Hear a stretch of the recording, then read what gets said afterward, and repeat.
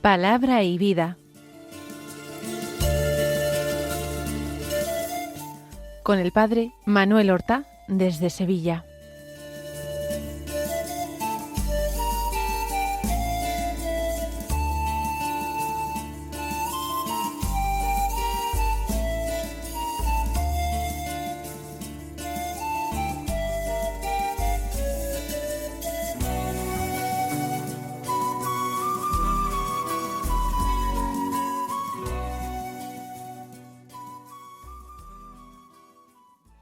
En el nombre del Padre, y del Hijo, y del Espíritu Santo. Amén. Alabados sean Jesús y María. Muy buenos días, queridos amigos, oyentes de Radio María y seguidores del programa Palabra y Vida. Hoy es el martes de la última semana del tiempo ordinario, es decir, de la 34ª semana del tiempo ordinario. Este martes es 25 de noviembre. La Iglesia celebra desde hace unos pocos años la memoria de Santa Catalina de Alejandría, una mujer que estudió filosofía en su tiempo y que se convirtió al cristianismo y que convirtió también a la esposa del emperador Magencio y a un oficial del ejército y a un grupo numeroso de soldados. Y según la tradición, no sabemos si más o menos legendaria, fue retada a un debate con un grupo de filósofos paganos a los que avergonzó y que incluso convenció para que aceptaran el Evangelio. A causa de todo eso, Magencio ordenó que se le diera tormento. Fue atada a una rueda que la despedazó por sus cuchillas y finalmente decapitada. No podemos decir fecha exacta, pero según esa leyenda sería en el imperio de Magencio, el emperador que fue derrotado por Constantino, por tanto final del siglo III y principios del siglo IV. El Evangelio es de San Lucas, del capítulo 21, los versículos 5 al 11, que dicen así: En aquel tiempo, como algunos hablaban del templo, de lo bellamente adornado que estaba con piedra de calidad y exvotos, Jesús les dijo: Esto que contempláis, llegarán días en que no quedará piedra sobre piedra que no sea destruida. Ellos le preguntaron: Maestro, ¿cuándo va a ser eso? ¿Y cuál será la señal de que todo eso está para suceder? Él dijo: Mirad que nadie os engañe, porque muchos vendrán en mi nombre diciendo: Yo soy, o bien está llegando el tiempo. No vayáis tras ellos. Cuando oigáis noticias de guerras y de revoluciones, no tengáis pánico, porque es necesario que eso ocurra primero, pero el fin no será enseguida. Entonces les decía: se alzará pueblo contra pueblo y reino contra reino.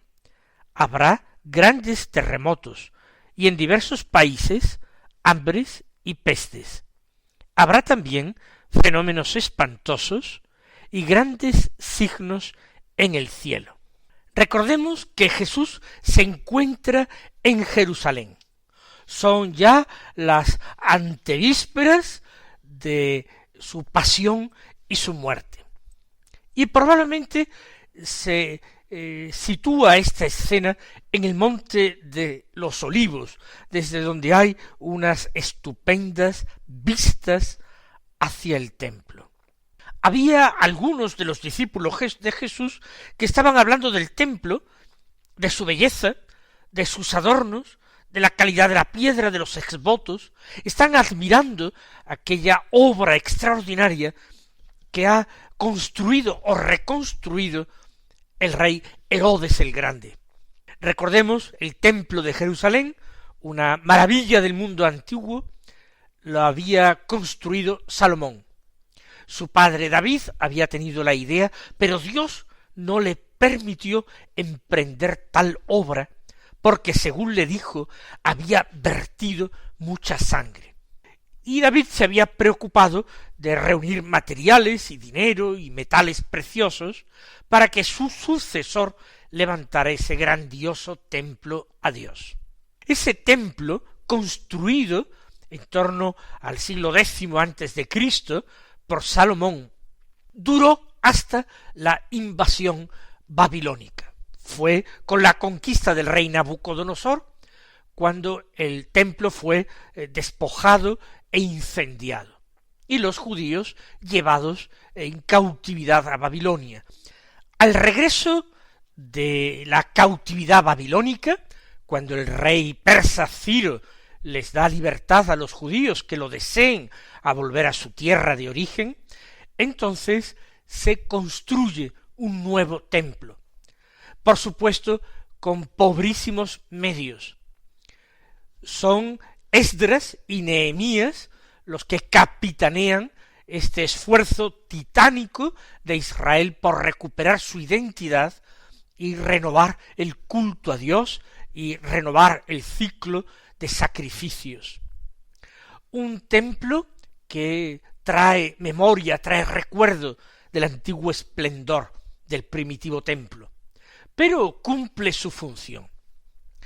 ¿Cuándo, impuesto por los romanos, gobierna Herodes, que quiere establecer una dinastía?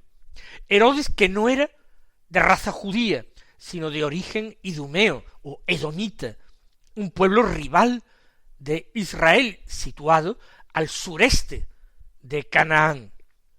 Entonces, Herodes quiere hacerse perdonar su origen no judío, aparentando piedad y religiosidad, y haciendo algo de lo que se sientan orgullosos todos los judíos.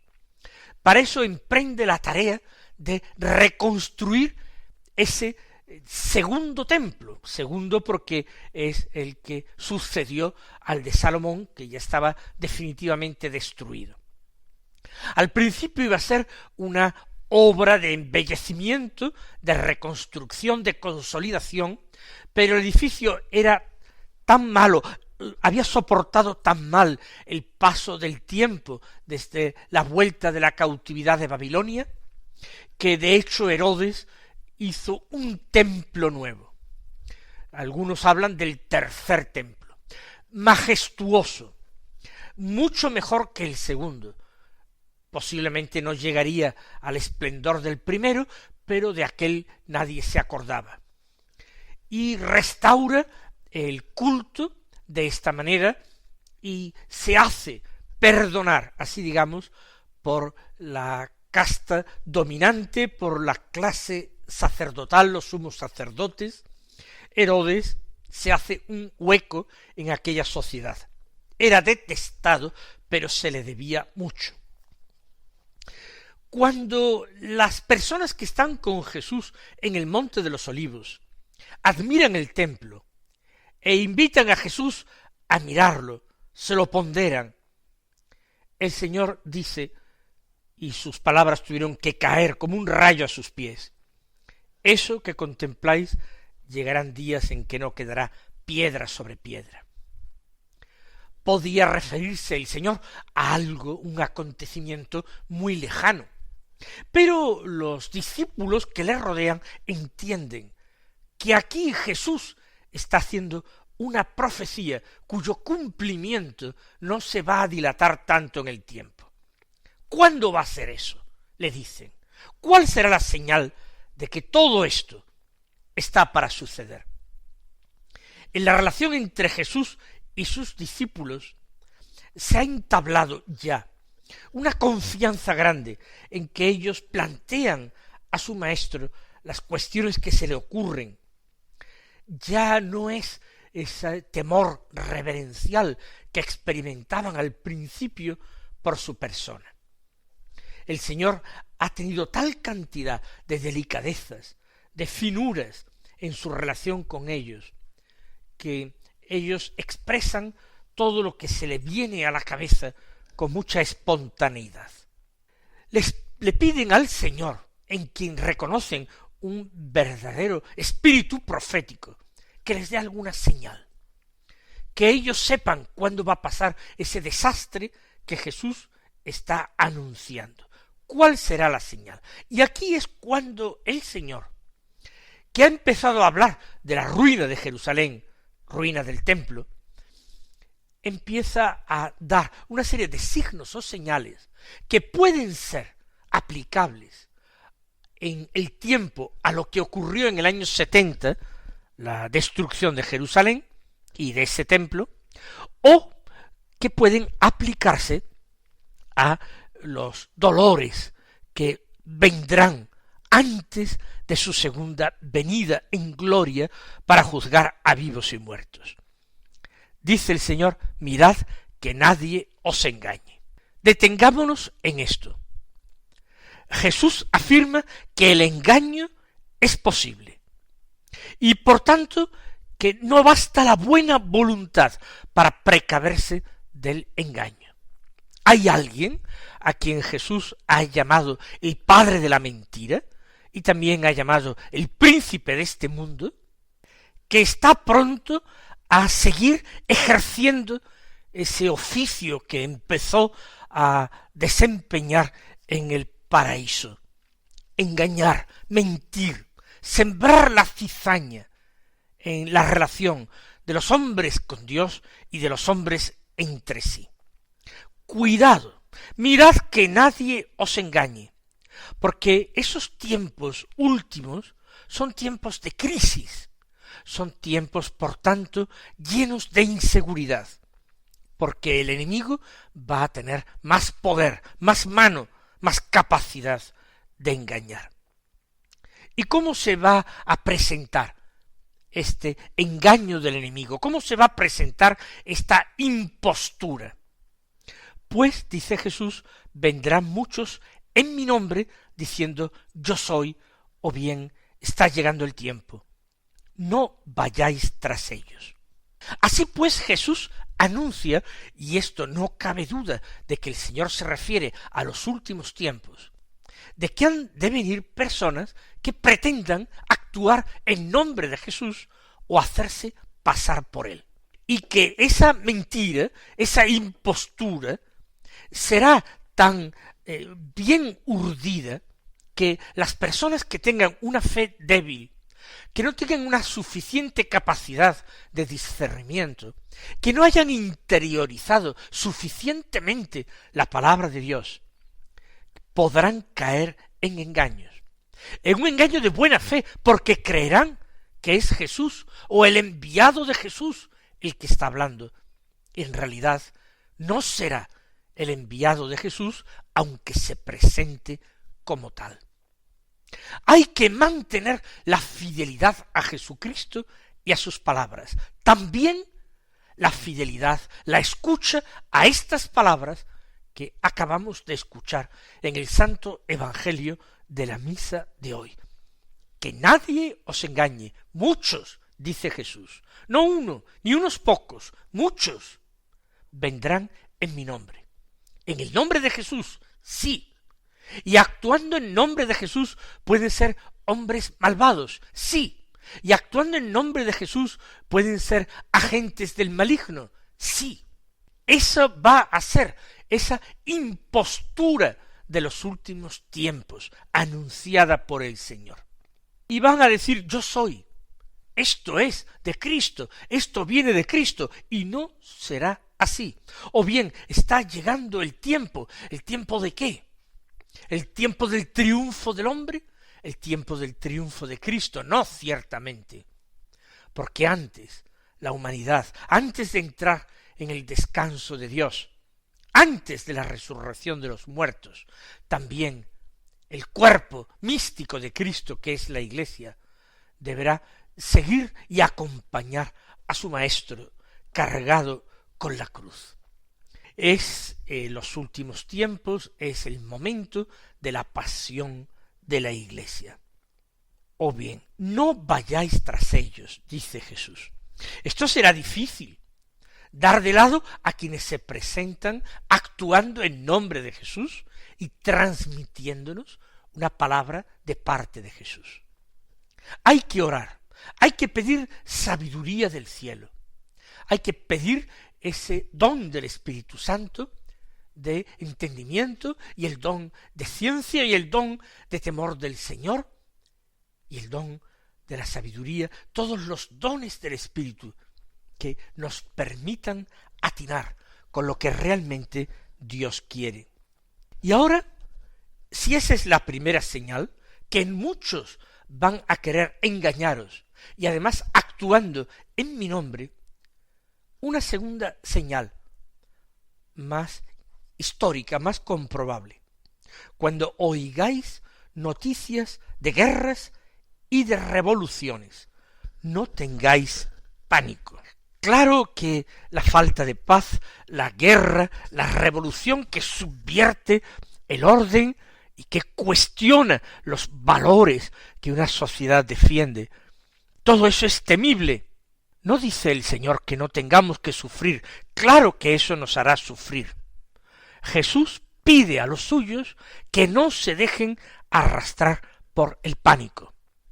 El pánico no es simplemente un miedo muy fuerte, sino es un miedo cargado de desesperanza. Mientras la esperanza permanece viva y despierta, el miedo podrá ser grande, pero no aparecerá el pánico. No lo tengáis. Es, por tanto, una invitación de Jesús a vivir la esperanza. Hay que esperar. ¿Por qué? Porque hay que creer en la palabra de Dios. Y esto es algo ya previsto por el Señor. Es algo querido por Dios. Entra dentro de sus planes de salvación. Recuerden lo que decíamos el otro día. No solamente hay que hacer lo que Dios quiere, no solamente. La santidad exige que nosotros queramos lo que Dios hace, aunque eso que Dios hace a nosotros nos parece doloroso, desagradable. Cuando oigáis noticias de guerras y de revoluciones, no tengáis pánico, conservad la calma. Dios está ahí. Dios lo ve todo, lo controla todo, lo prevé todo. Añade, porque es necesario que eso ocurra primero, pero el fin no será enseguida. Eso debe ocurrir primero porque es lo que Dios ha previsto para culminar la obra de su salvación, la obra de la redención, para que el triunfo de Cristo sobre sus enemigos sea total, grandioso. Ese será el motivo del asombro, de la admiración y de la alabanza de los santos en el cielo. Eso será realmente el pasmo de los ángeles. ¿Cómo Dios es capaz de sacar tantos bienes de los males? Pues así Jesús nos asegura que lo hace. Es necesario que eso ocurra primero. Sí, las guerras, las revoluciones, ese ruido amenazador del mundo. No hay que entrar en pánico. Tiene que ocurrir eso primero, pero el fin no será enseguida. Dios lo sabe. Hay que pasar la pasión. Jesús no fue entregado a la muerte nada más ser detenido. Primero tuvo que vivir desde la noche del jueves una serie de horas hasta su crucifixión el viernes por la tarde. Tuvo que padecer para cumplir todo lo necesario, todo lo que era la voluntad del Padre. El fin no vendrá enseguida. Entonces, cuando los discípulos han escuchado esto y estos signos, primero ya lo hemos dicho, el primer signo son los engaños, el segundo vinculado con el primero son las personas que tratarán de engañar a los discípulos de Cristo diciendo que vienen, que actúan en nombre de Él o que son Él mismo. En tercer lugar, los rumores de guerras y de revoluciones. Les decía entonces Jesús: se alzará pueblo contra pueblo y reino contra reino. Será un enfrentamiento entre los hombres total. Reino contra reino, pueblo contra pueblo. Eso será una guerra mundial total. Nosotros no lo sabemos. Muchos de estos signos no pueden ser comprobados hasta después de ocurridos. Pero el Señor sigue hablando. Habrá grandes terremotos y en diversos países hambres y pestes. Hay una verdadera rebeldía de la tierra, de la creación. Igual que los hombres se rebelan y se enfrentan y se matan, la naturaleza igualmente se rebela y causa daño y dolor. Esa creación entera que había sido dada al hombre en el paraíso como regalo para que la dominara, para que se sirviera de ella, esa naturaleza ahora se rebela ferozmente. Grandes terremotos. La tierra tiembla, se estremece, y en diversos países hambres y pestes. La tierra que debería alimentar a todos los hombres se hace estéril, devastada, ya no es capaz de alimentar al hombre y éste padece hambre. Y la naturaleza rebelada también contra el hombre engendra y produce enfermedades, pestes. Finalmente el Señor añade: habrá también fenómenos espantosos y grandes signos en el cielo. En su infinita misericordia el Señor no quiere revelarnos cuáles son estos fenómenos espantosos, cuáles serán esos grandes signos en el cielo. De hecho, lo que los discípulos le pedían era esto, los signos de que todo está para suceder. Pues esos signos más reveladores, más particulares, el Señor los calla. ¿Por qué? Porque los discípulos, porque la Iglesia, que es la comunidad de los discípulos, tiene que aprender a vivir a lo largo de la historia en la fe. Muchos de estos acontecimientos se van a producir continuamente a lo largo de la historia. Los terremotos y las guerras de pueblo contra pueblo y reino contra reino, las hambres y las plagas, las pestes, todo eso se va a producir. Y el Señor nos promete su presencia y su asistencia, y el Señor infunde en nuestros corazones la esperanza. No tengáis pánico, es necesario que eso ocurra primero. Vamos a pedirle al Señor que Él nos conceda un espíritu sobrenatural, que nosotros nos fundemos en la fe, en la esperanza y en la caridad, no en especulaciones dudosas, que leamos y releamos estas palabras suyas del Evangelio, que aceptemos en nuestro mundo todo lo que hay de descubrimiento y de cumplimiento de estas profecías, pero que nuestros corazones se mantengan intactos en el amor y en la firmeza de la fe. Queridos hermanos, el Señor os bendiga y hasta mañana si Dios quiere.